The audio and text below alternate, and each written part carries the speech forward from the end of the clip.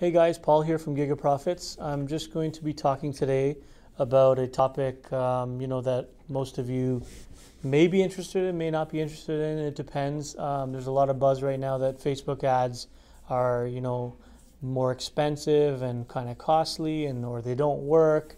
But I do want to go over 4 points here that I listed that are very, very important to creating effective Facebook ads. And I do want to say that we're very successful at using Facebook and Instagram ads to convert traffic into leads and into sales for our clients, even for ourselves as well. So I just wanted to talk about point one, which is for Facebook ads, it's very important to have a very clear objective. So you want to make sure that you have an objective that like, what do we want this traffic to do? What do we want to pay for? Well, if you want to pay for leads, then leads is what you go for.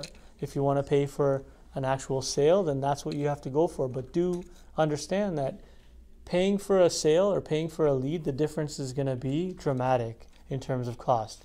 If you're paying for a sale, it can cost you quite a bit on Facebook. So you've got to figure out, maybe it's going to be too expensive for me to go that route, and maybe what I'll do is attract a lead, and then I'll try to convert that lead, which is a person with an email address. I shouldn't say lead, I should say it's the actual person that becomes a lead or a prospect, and then convert them into a sale in your email list. That's another strategy that a lot of companies use, small and large.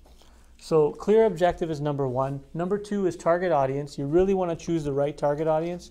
You want to make sure that you're choosing an audience that is relevant, that wants to actually buy your product or has an expressed interest in that product.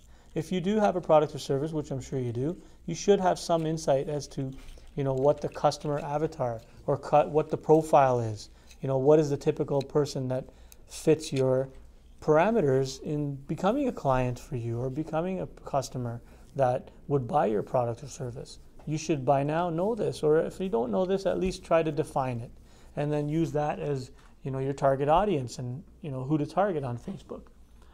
And number three is the ad creative. So you want to make sure you have the right message. You want to convey the right message to the offer, to your objective. If you want to have something that you want to give to them for free, like something of value, maybe a free trial, maybe a free consultation is kind of boring. Maybe something to the effect that really gives them value. Try to look at what other people in your industry are offering and try to do a little bit better, without making it, a huge a fight, but make it something in terms of, instead of fighting and trying to give the best, the most for free. It doesn't have to be the most for free. It could be something very simple, but it has high value for your client, but it still is relatively easy or low cost for you to service for them, right? And finally, I want to talk about, adding on to the ad creative, how that has to be so engaging and having people to scroll through their Facebook feed, scroll through the Instagram, and actually stop and see that image, see that headline, see the content that makes them want to stop and look and click on the ad to, number four, end up on your landing page, which needs to carry on the experience that they're receiving on Instagram, on Facebook, on the social media networks that they're on. Because you have to remember that why Facebook ads sometimes don't work for people, or a lot of times, is because they're just trying to sell right away.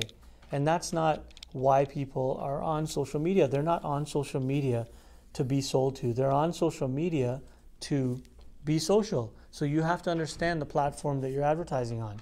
So you want to make sure that when you get on, and working on your Facebook ads, you want to make sure that you think of these four, and there's many more aspects as well. This is just four to think of, and it'll give you some insight. And you want to remember that, again, people are on social media to be social. That's why they're on social media. They're not there to be sold to. Okay? Well, I hope you enjoyed this video. Appreciate your time, and like, share, comment, and reach out if you have any questions. Thank you. Bye.